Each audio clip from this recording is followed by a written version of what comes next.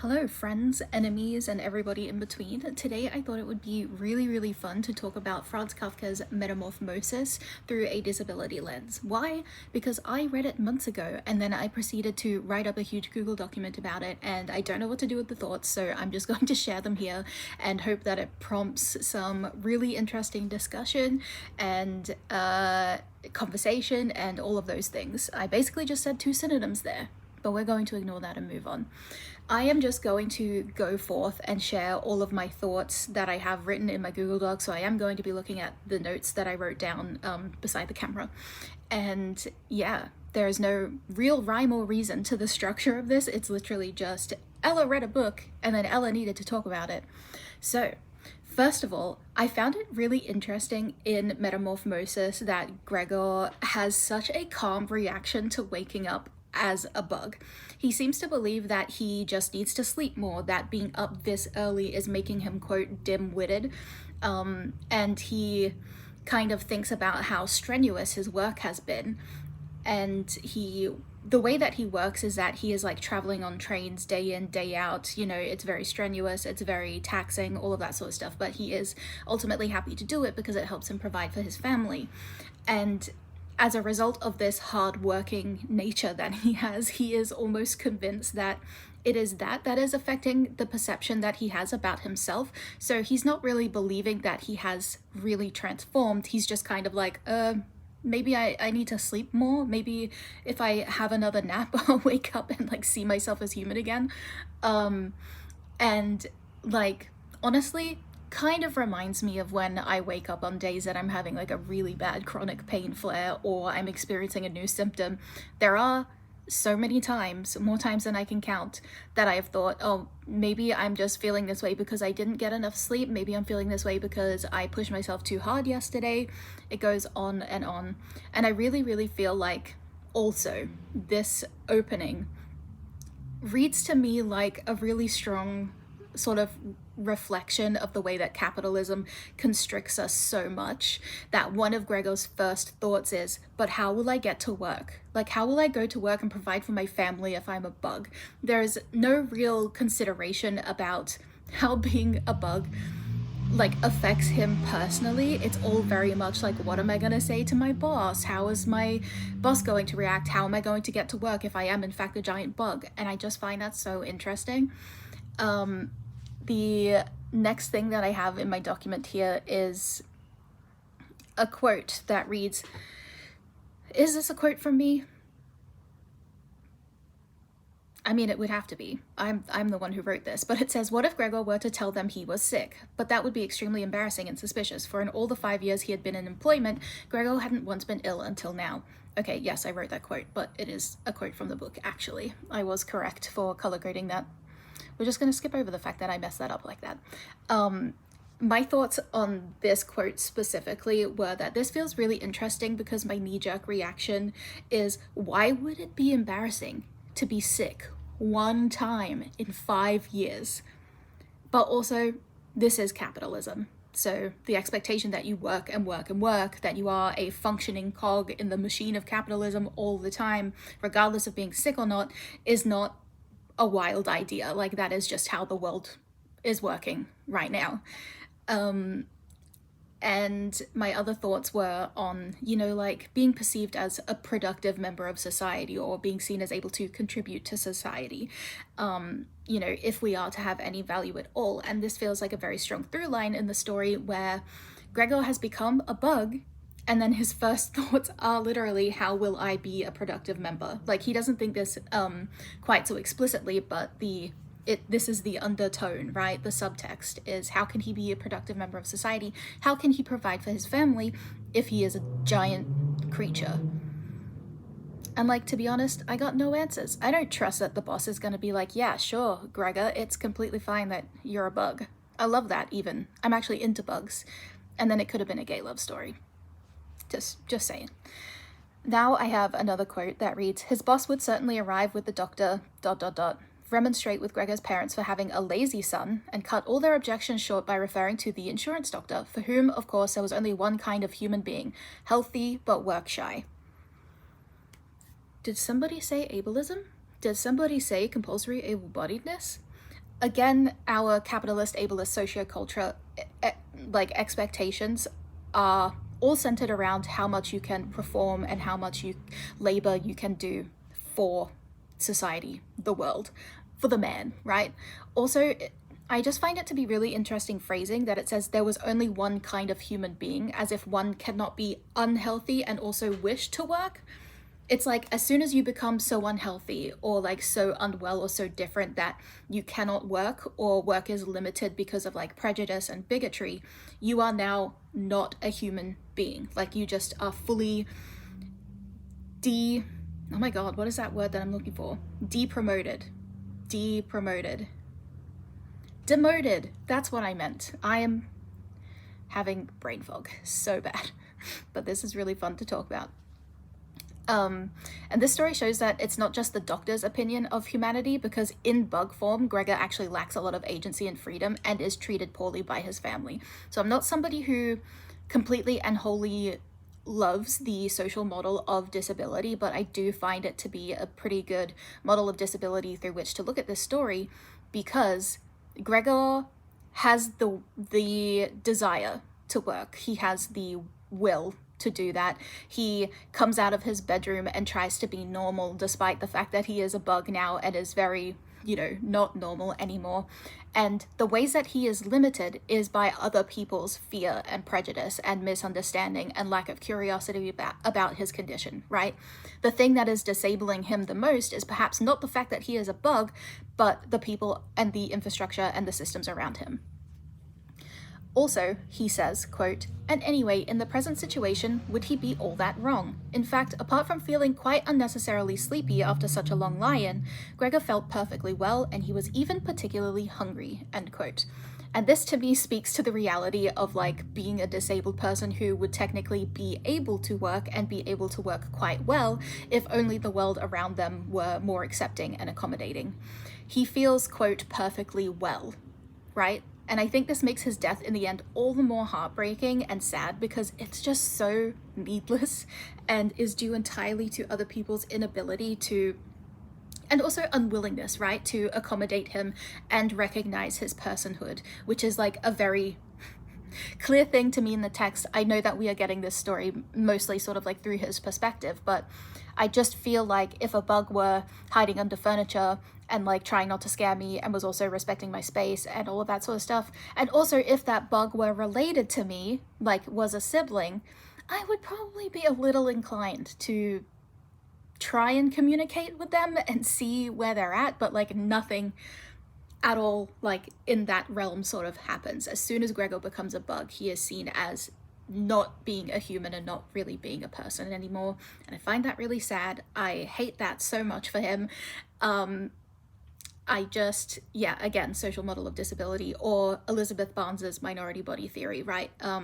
Being disabled, according to the minority body theory, is not to have any sort of inherent deficiency or anything like that, but rather to be, different and also treated differently because of your condition or the way you look, etc., etc. I'm paraphrasing poorly, but that is basically the concept. I also think that for too long, systems have operated under the assumption that disabled people need to be rehabilitated and or reformed into employment, because, I mean, like in our society, our capitalistic society that really, really loves labor, one of the big things about being disabled that you hear, or you may hear all the time, I have personally heard this all the time, I've grown up in this culture that is very much this, and it is, oh, we recognize your disability, but like the ultimate goal is to make you a productive member of society, which means you, even despite your disability, even despite, whether or not you can actually work or not, work is the goal, work is the aspiration. You should always be working towards a level of able-bodiedness that allows you to work. And I hate that. In reality, it's society that needs to be reformed in order to provide equitable access to workplaces and to employment, and indeed like other public spaces and everything like that, just in life in general. And I really think this story, Metamorphosis, is a great illustration of the failure of that, of this current failing system, because this has been around for a long time. Another quote. Once again, he told himself he couldn't possibly stay in bed, and the most sensible thing was to sacrifice everything if there was just the slightest hope that this would release him from his bed, end quote. This made me think about how disability is often seen as just a dreadful thing to be avoided. It's a tragedy. It's a thing that must be cured at all costs. There is this idea and misconception that being bedbound is inherently and only a bad, horrible thing to be or to experience. And I do think to some extent this makes sense. Like, this perspective makes sense when it's coming from somebody who has never before experienced disability to this level. I am not going to sit here and be like, this is problematic, because it kind of equates being, quote, bedbound or bedridden with, you know, like suffering and tragedy and all of that sort of stuff. I do think that it is completely understandable that someone who has never experienced that state before to be anxious and to look at it as like a big sudden change that they need to adapt to. And there is grief involved in that. One of the things that I'm going through at the moment is very much grieving the things that I used to be able to do now that I have become more disabled. I am in a mourning period for all of the things that I thought I was going to be doing at my big age of 28. And it is really rough. And I am someone who was born with multiple disabilities and who has been aware of these disabilities for over a decade now. And, you know, so disability is not in any way new to me, but as the body changes and as situations change, you do need to do a lot of emotional work in relation to that. So to me, also, Gregor feels like quite a selfless character, like to the point of self-harm. Some way through the story, he actually describes himself as happy to work hard to make sure his family is provided for and comfortable. He's very happy to give his parents money, and he's excited to tell his sister that he is going to pay to send her to school. But contrary to this, in the beginning, he actually details how hard his life is. Quote, I'm burdened with the misery of traveling. There's the worry about train connections, the poor irregular meals, human contact that is always changing, never lasting, never approaching warmth, end quote. And I just have to add here, this is not in my notes, but one of the things that I really felt while reading this book was that Gregor is an autistic girly like I am. A girly of indeterminate gender, I should say. I just really, really related to feeling burdened by the misery of traveling. Travel is so stressful. I love it, don't get me wrong, but there are so many things that you have to take into consideration when doing it, and there are all of these other human beings around, and it's just sensory nightmare for one thing. And also the worry about train connections, like he said, the poor irregular meals, the lack of predictability, the lack of reliability, all of that sort of stuff. Also, human contact, that is scary. Always changing, never lasting, never approaching warmth. I'm not saying I relate, but yes, I am also. So throughout the story, there are little bits about his thoughts and feelings about the home life that he's never had access to because of the fact that he's working so much. And it shows that while he's happy to provide for his family, he's happy to take the role of provider, it also takes a very big toll on him, but it's also a toll that he views as being worth it. So even in the end of the story, when he's being very explicitly and horribly dehumanized and alienated by his family, very explicitly, and spoken about as if he is a beast, he thinks, quote, thinks back on his family with affection and love. His own opinion that he should vanish was, if possible, even more determined than his sister's. He remained in the state of vacant and peaceful reflection until the tower clock struck 3 a.m, end quote. So he dies thinking well of the family that literally killed him through neglect, fear, isolation, and bestialization. And there is this thing that I was introduced to in Elizabeth Barnes's minority body theory of disability, which is called an adaptive preference. And I kind of wonder, or like I kind of want to speculate that this is what this is, right?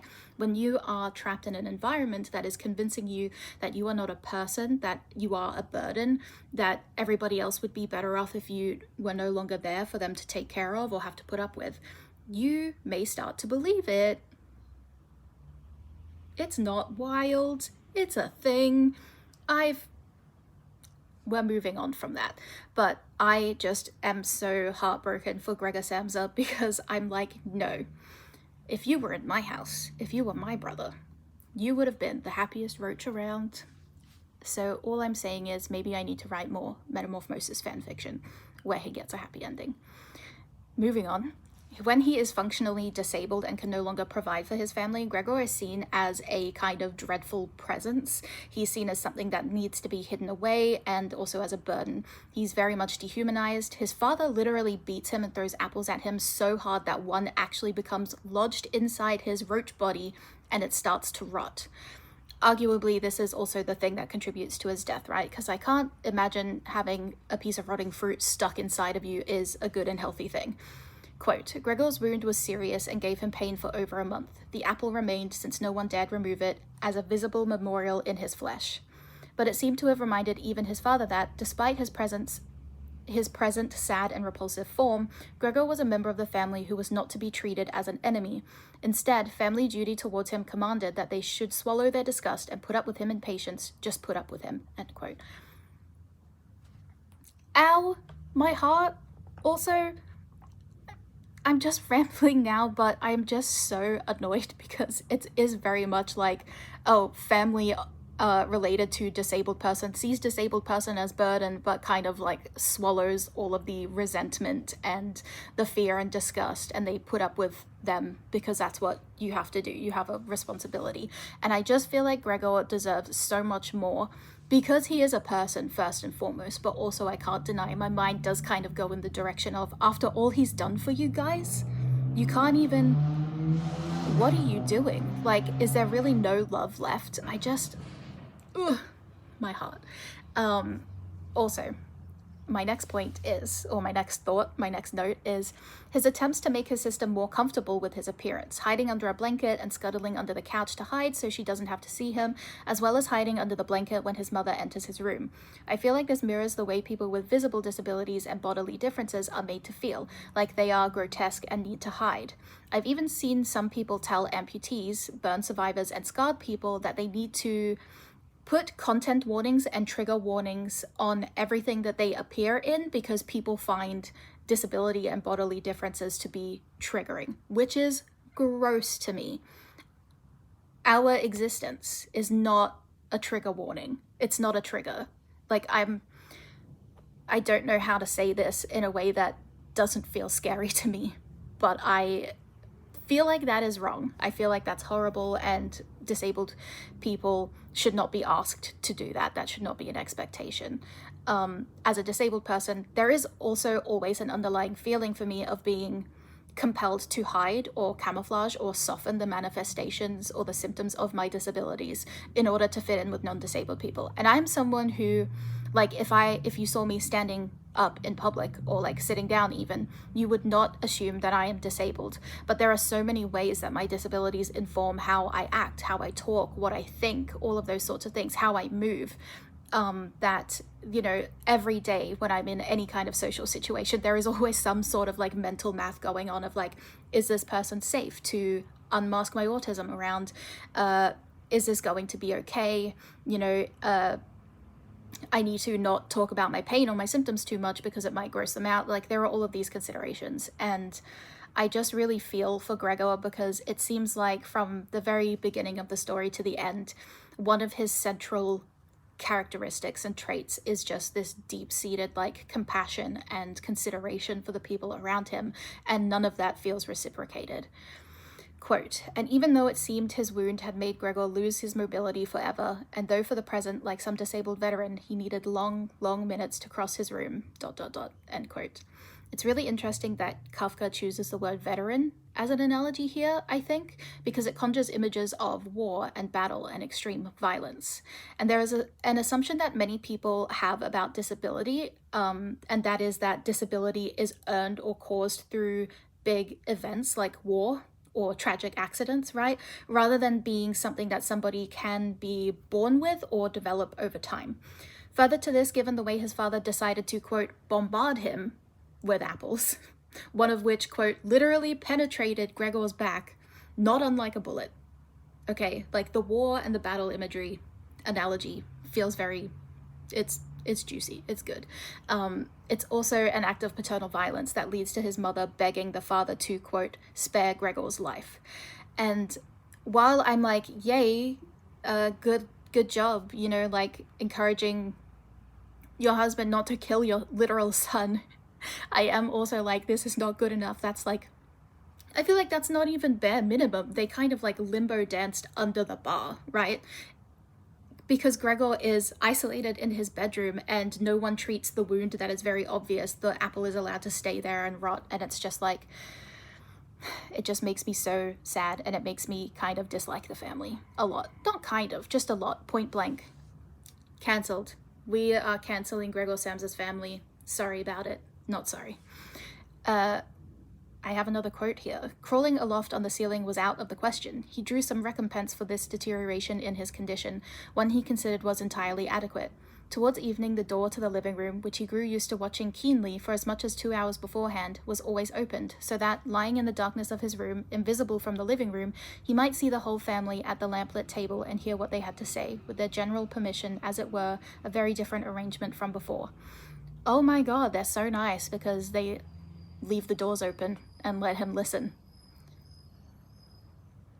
But I guess it would be too much for them to, like, invite him down to the dinner table, or I don't know, have a picnic on the bedroom floor, adapt to the way that his new mobility works. Bananas, really. I also have a note here about the definition of the word metamorphosis being, quote, a striking alteration in appearance, character, or circumstances. And I was thinking about how it isn't just Gregor that undergoes a metamorphosis, right? His family does too. They begin in a place of very passive fear and acceptance of Gregor's bug nature, but in the end, they are very much of the opinion that he is the cause of all of his troubles. And I feel like there's two versions of, like, two beasts, right, being played with here. One is that we have a literal giant creature, a roach. I'm just making the inference that it's a roach, or that's how I view him, because that is the artwork that I've seen, and also the translation that I read made me visualize a roach. But I am really actually curious to know how everybody else sort of visualizes Gregor. But we have Gregor becoming a beast, right? And then we also have Gregor's family members becoming beasts in their own kind of way, of like lacking compassion and lacking empathy, and basically just co-signing him to a really horrible death. And one of the big things to me about his bug life is that he can understand his family perfectly fine, but they cannot understand him. And I pause before the word cannot, because to me it very much feels like they do not, but they can if they try, right? Like, there is a choice being made here to basically just ignore and not like really make any attempt to be able to communicate with Gregor.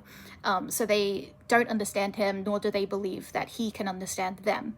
They are really comfortable in this assumption. They never really challenge it at all. And even when Gregor shows very obvious signs of understanding them and adapting his behaviors for their comfort, like hiding himself so they won't be frightened, and, you know, like respecting their boundaries and staying upstairs and stuff, he's also like hyper aware of how much noise he creates throughout the story, and he really doesn't want to disturb or discomfort his family, which explicitly happens when he just like bumps into things. And this put me in mind of somebody, of like being in an abusive relationship, right? Being in an abusive dynamic in which you have to walk on eggshells, not just like figuratively with how you speak and how you act, but also in like a very literal sense, right? Of like, I need to walk quietly so I don't cause any noise, so I don't draw attention to myself, which then incites the anger, violence, discomfort, abuse from the abuser.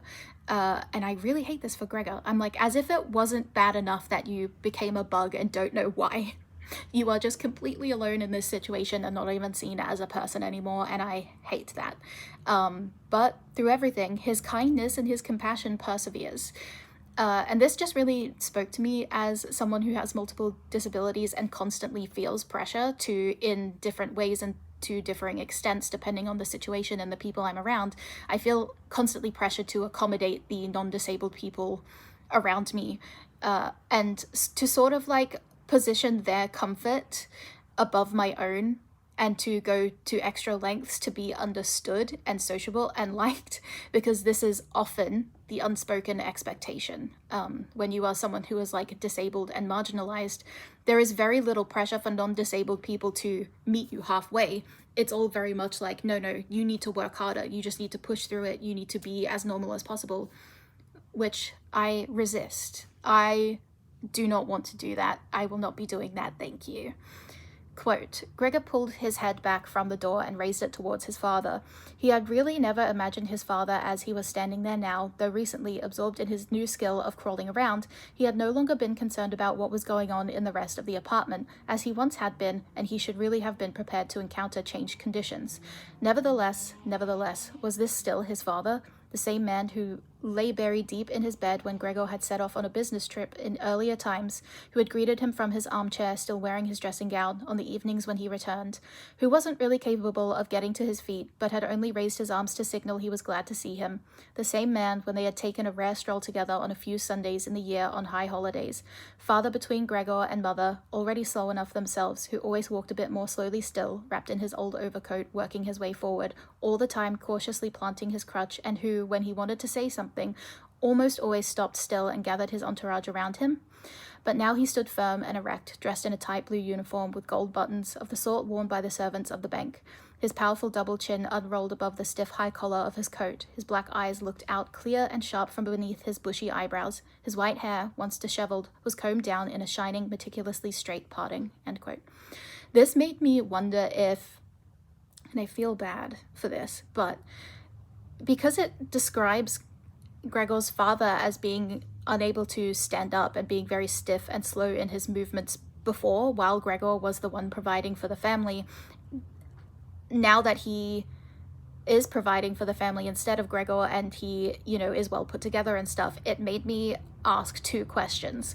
The first was his father pretending or exaggerating the level to which he was incapacitated or perhaps disabled in some way, and now he has no choice but to be non-disabled again? Or is this a case of the father adapting to a change in circumstances and sort of pushing down all of the needs and protests of his body, which is aging and very likely disabled by the sounds of it, in order to be able to provide when there is no other provider?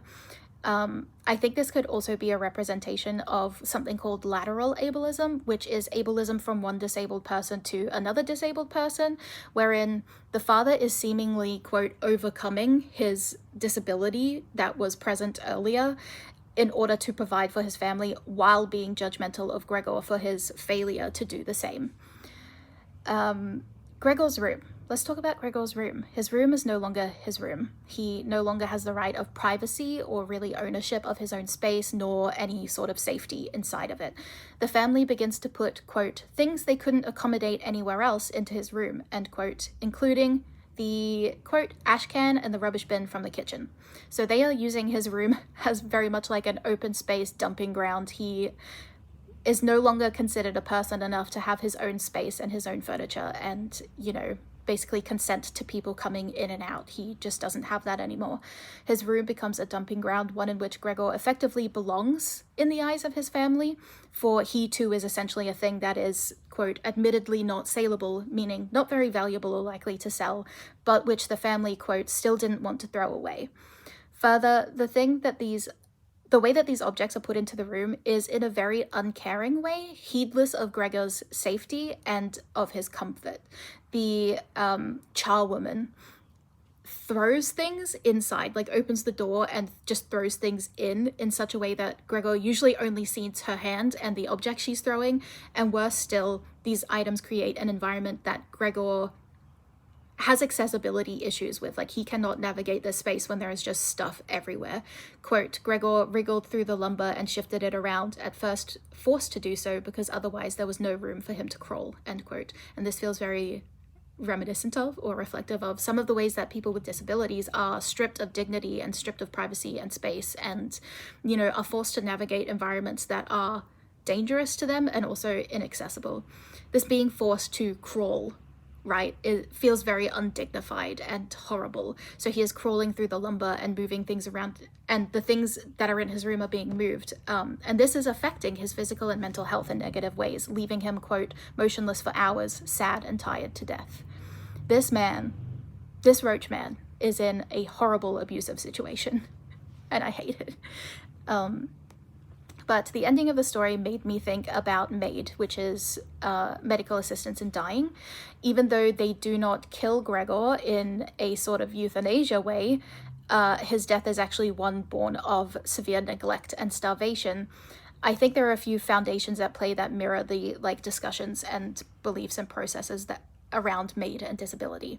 So MAID interventions have been heavily problematized and criticized by disability advocates for years, but also especially of late, as you know, in light of the ongoing COVID pandemic and all of that sort of stuff. MAID is actually being used to eliminate disability and disabled people because it's assumed that disability limits our opportunities in life in a way that makes our life less worthy of protection and prolonging. There were so many horrible, stories that in the early days of the COVID pandemic, which is still ongoing, where disabled people were denied, oxygen machines and stuff like that, because the idea was that, well, they're disabled, their life has less value, and we should save these resources for people who actually need them, which is frankly wild, but moving on. Disabled people were given do not resuscitate orders as well when the world still acknowledged that COVID is a pandemic, and some disabled people were denied medical interventions that likely would have saved them because non-disabled lives were prioritized over theirs. Plenty of disabled people had and have trouble accessing vaccinations as well because systems left them behind, while simultaneously acknowledging that the disability community is the hardest hit by the pandemic, or is amongst the groups of oppressed and marginalized people who are affected the most in these situations. So in the end of this story, Gregor's life is considered an acceptable loss, right? It's like, this is the way that things have to be if his family is to get on with their lives. He is severely dehumanized. He's no longer seen as a person. He's no longer seen as himself either, but he is seen as a beast that makes their lives unsustainably and unreasonably difficult. Quote, "It has to go," cried the sister. "That is the only way, father. You must just try to get rid of the thought that it is Gregor. Our real misfortune is that we have believed it for so long. But how can it be Gregor? If it were Gregor, he would have understood long ago that it's not possible for human beings to live with a beast like that, and he would have left of his own free will. We wouldn't have a brother then, but we would be able to go on living and honor his memory. But as it is, this beast is pursuing us and driving away our lodgers. It obviously wants to take over the entire apartment and put us out to sleep on the street." End quote. Girl, what? How could you? I am so mad. Listen to what you were saying. This is so horrible to me, and I feel like it's obvious why I brought up medical assistance in dying, because the sister's idea is very much like, oh, well, if that animal were still actually my brother, he would have known that him being around here is just bad and making my life difficult and our lives difficult, and so he should have just left. He should have just buggered off, really. Or killed himself. It's horrible. And in the end, the mother, father, and sister actually do make the very active choice to seal Gregor's fate by locking him in his room so he cannot leave, he cannot eat, drink, anything like that, condemning him to death. There is no consideration of making use of interventions or resources other than death to alleviate any perceived experienced suffering, which is something that disability advocates often bring up when they protest assisted dying laws. These interventions and resources need to be used while people are still alive. And they ask that policies ensure that no one is coerced or forced into choosing assisted dying. In this case, Gregor is not coerced into choosing assisted dying. He is just assisted in dying because they decide he should die and they lock him in a room. But I also do feel like there is some kind of level of coercion, right? Like I mentioned the adaptive preference before. I do feel like because he is, for a long time exposed to this environment where he is implicitly, if not explicitly, conditioned to believe that the world and his family would be better off without him.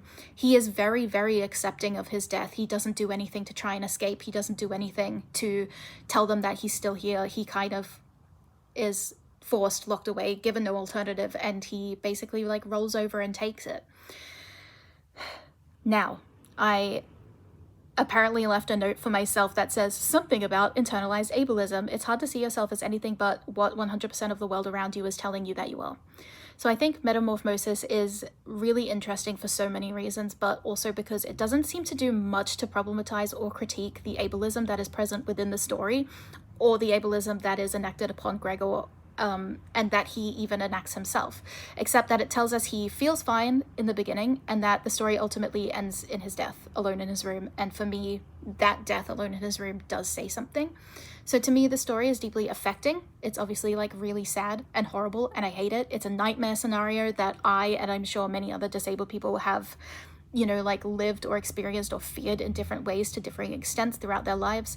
But I can see people reading this story as one that wholly buys into this idea that Gregor is better off because the neglect he suffered is suffered quite passively, and he also never really thinks badly of the people causing him harm. This is a thing that I have brainworms about, because I'm very much a person who is like, when I critically read a text, I'm looking for ways that the text, you know, is endorsing ideas or critiquing ideas or condemning ideas or whatnot. And this one is a very interesting case study because Kafka does not give us explicit things to be like, yes, ableism is bad. This story does not like ableism. It's a very specific perspective of a man who became disabled and who, no doubtedly, very explicitly in text, has a lot of internalized ableism and shame about being unhealthy and all of that sort of stuff. And so when you have people around him enacting ableism and then you have him also enacting ableism, I don't think it's unreasonable to ask the question of whether the text is kind of like endorsing it or not, but I think it's more complicated than that. So I feel like Kafka's Metamorphosis makes the reader complicit in a couple of ways, because does Gregor have prospects as a bug? Do you think he has prospects as a bug? Would you also lock a giant bug up and away from you? I think the reader likely probably aligns more with the family's reaction initially. At least I can see that happening. Although from the very beginning I was like, oh my god, Gregor, he's just like me for real. I can sympathize with and empathize with the fact that his family are seeing a giant bug, and that is frankly terrifying. I'm scared of roaches that are this big. How do you think I'm going to react to one that's like 5'6"? I don't actually know how tall Gregor is, but let's go with 5'6". So basically what I'm saying is, like, because of like understanding the fear of bugs, right? I can understand why audiences would be aligned with the family in their like initial fear and discomfort, and you know, it's entirely reasonable to be freaked out by the emergence of a giant bug, is what I'm trying to say. And that feels like a very specific creative choice. It's not just logical, it feels very calculated to me. And it also feels really interesting that we don't meet Gregor while he's still a human. We actually meet him and we only ever know him as a bug, and so basically as disabled or as a minority body. In a way, I think his humanization is partially denied or limited by the author to us, but we are also granted it in ways that his family are not, because while we can understand his thoughts and feelings and speech, his family cannot understand any of that, and also, again, does not really seem to have much interest in trying to understand.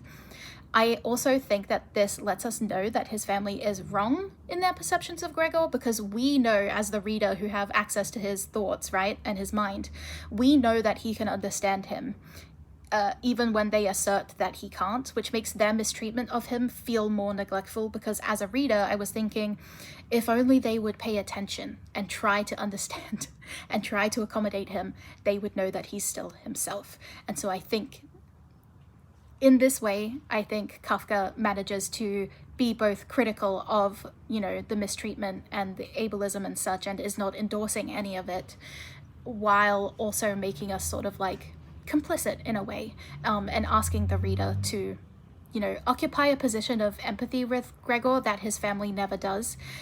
And yeah, I can't believe I've been recording for 40 minutes now. I've written here, questions to ponder. How could Gregor have lived a full life as a bug? I would really love to.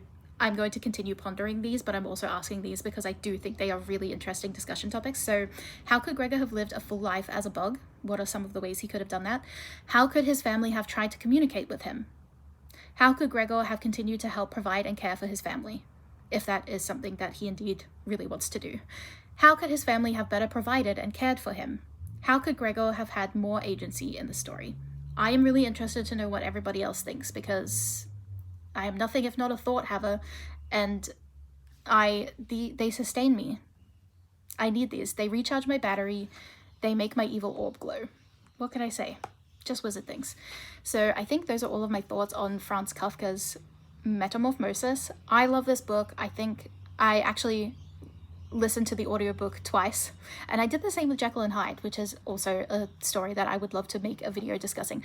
But yeah, those are all of my thoughts on Franz Kafka's Metamorphosis through a disability lens. I'd be very curious to hear any and all thoughts from literally anyone. Please talk to me, please. I need these conversations. It's so fascinating. I guess that's it. Until next time, goodbye.